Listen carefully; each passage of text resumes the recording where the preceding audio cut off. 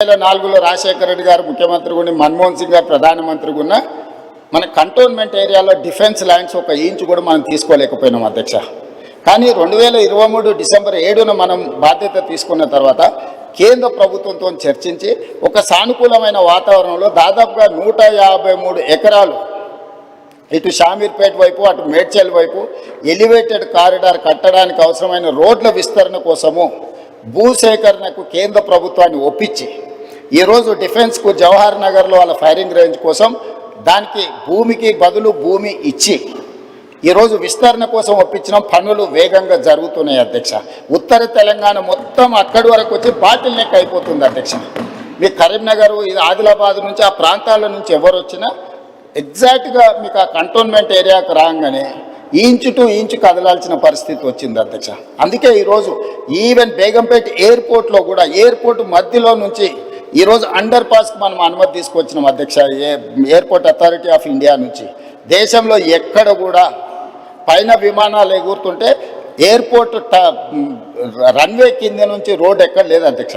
మొదటిసారి మనం కేంద్ర ప్రభుత్వాన్ని ఒప్పించి ఈ ప్రాంత ప్రయాణికులకు ముఖ్యంగా ఉత్తర తెలంగాణకు పోయే ప్రయాణికులకు ఇబ్బంది జరగొద్దని పైనుంచి విమానాలు ఎగురుతుంటే కింద అండర్ టన్నెల్ మనం రోడ్డు అనుమతి తీసుకొచ్చినాం. ఈరోజు పనులు జరుగుతున్నాయి అధ్యక్ష.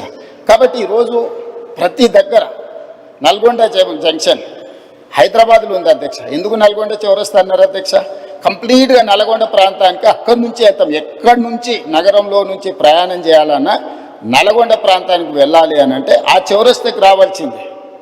ఆ చౌరస్తాకి రాకుండా ఒకప్పుడు నల్గొండ పోవడానికి లేదు. ఈరోజు ఔటర్ రింగ్ రోడ్ వచ్చినాక నల్గొండ చౌరస్తా ప్రాధాన్యత ఏమైనా తగ్గినా హైదరాబాద్లో నల్గొండ చౌరస్తా ఉంది అని అంటే నల్గొండ ప్రాంతానికి అది ఒక బాటిల్ నెక్.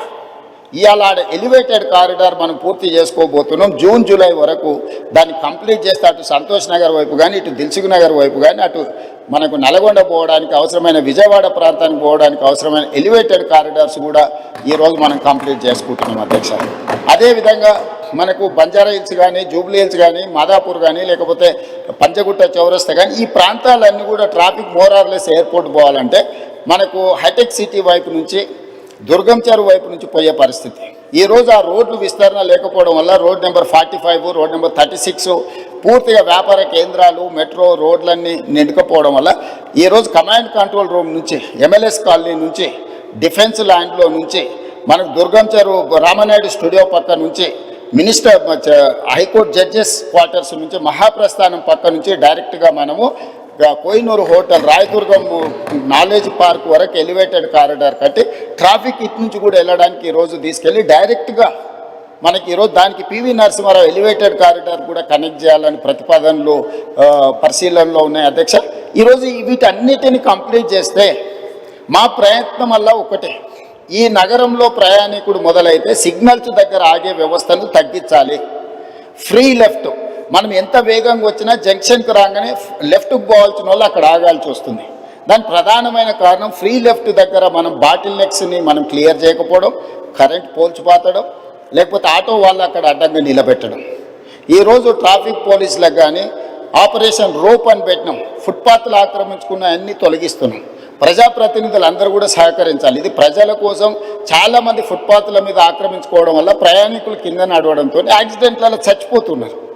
అది ప్రయాణికుడు తప్పు కాదు. ఫుట్పాత్లు ఆక్రమించుకోవడం వల్ల ఫుట్పాత్ల మీద నడవడానికి ఎవరికి అవకాశం లేకపోవడం వల్ల వాళ్ళు రోడ్డు మీద నడుస్తున్నారు. రోడ్డు మీద నడిస్తే వేగంగా వస్తున్న వాహనాలు గుద్దడంతో ఈరోజు ప్రాణాలు పోతున్నాయి.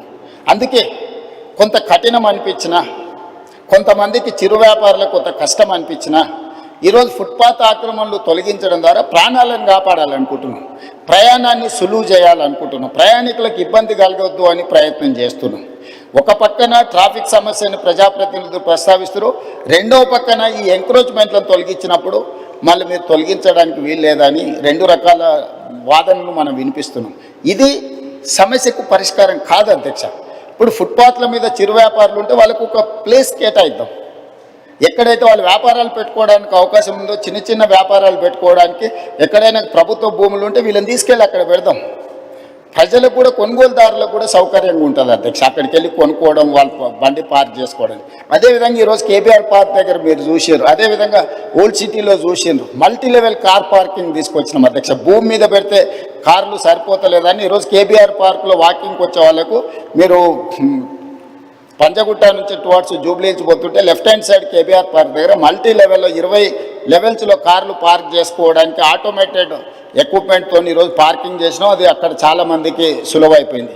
ఈ మధ్యనే మనం నాంపల్లి ప్రాంతంలో multi level car parking inaugurate చేసుకున్నాం. సో ఇదన్నీ